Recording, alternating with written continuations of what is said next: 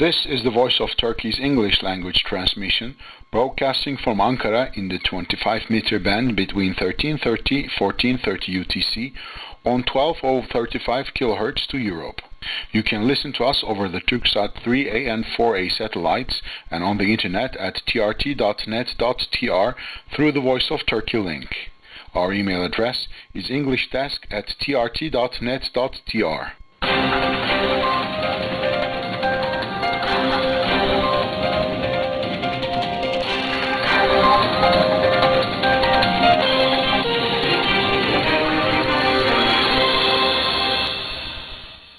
Today is Friday, 28th of January 2022. This is the news in English on the Voice of Turkey. U.S. calls for Open Security Council meeting to address Russia and Ukraine. The U.S. called Thursday for the UN Security Council to hold an open session to address the West's concerns that Russia is in the midst of preparations to invade Ukraine.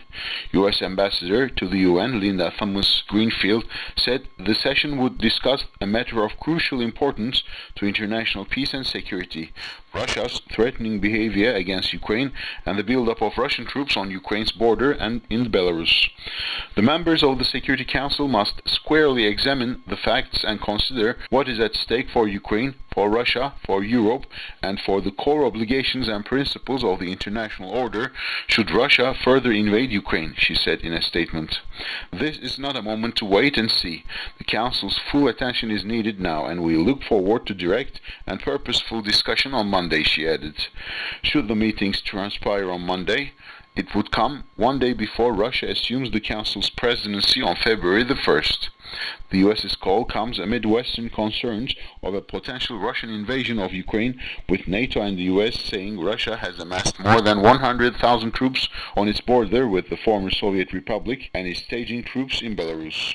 In both cases, the Kremlin denies preparing for a military offensive and maintains that its troops are taking part in routine exercises. The US on Wednesday hand-delivered a letter to Moscow rebuffing Russian demands that NATO guarantee it will not allow Ukraine to join the transatlantic alliance. That would effectively nix NATO's long-standing open-door policy, which U.S. Secretary of State Antony Blinken said is a non-starter for the alliance. We will uphold the principle of NATO's open door, the top diplomat said, maintaining it's a commitment that we are bound to. NATO's door is open, remains open, and that is our commitment, he added. In response, Russian Foreign Minister Sergei Lavrov said the US proposal lacks a positive reaction to Russia's main demand that NATO not expand eastwards. It allows us to count on the beginning of a serious conversation, but on secondary issues. There is no positive reaction to the main issue in this document, he said. The main issue is further expansion of NATO to the east and the deployment of strike weapons that can threaten the territory of the Russian Federation. In a related news, Russian Foreign Minister Lavrov says Russia does not want war with Ukraine. Amid heightened tensions, the Russian Foreign Minister said on Friday that Moscow does not want a war with Ukraine, but will not allow its interests to be hurt. If it depends on the Russian Federation, there will be no war. We do not want wars, but we will not allow our interests to be rudely attacked. We will not allow our interests to be ignored, Sergei Lavrov said in an interview with 4 Russian radio stations. He said discussions with the US continue, and within 2 weeks there will be a new Russian-American meeting. Speaking about the US response to Russian proposal on security guarantees, Lavrov said Washington mostly cited Russia's earlier proposals, including moratorium on the deployment of intermediate and shorter-range missiles in Europe, withdrawing military drills from each other's borders, and establishing a military hotline.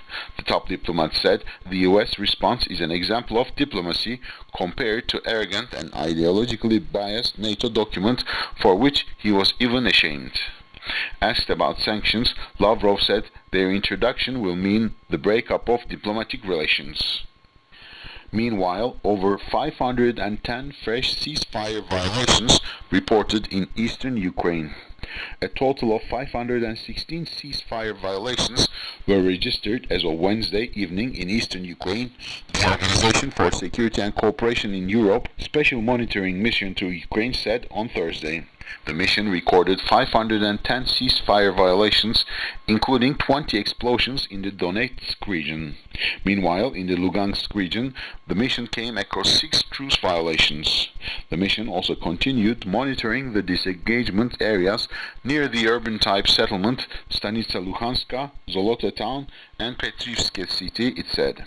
It also went on to follow up the situation of civilians, including at 3 entry-exit checkpoints and 2 corresponding checkpoints of the armed formations in the Lugansk region. Also, the mission visited 2 border crossing points outside government control in the Lugansk region, the statement added. Russia recently amassed tens of thousands of troops near Ukraine's eastern border, prompting fears that the Kremlin could be planning another military offensive against its former Soviet neighbor. Moscow has denied that it is preparing to invade and said its troops are there for exercises. It has also issued a list of security demands, including that Ukraine not join NATO.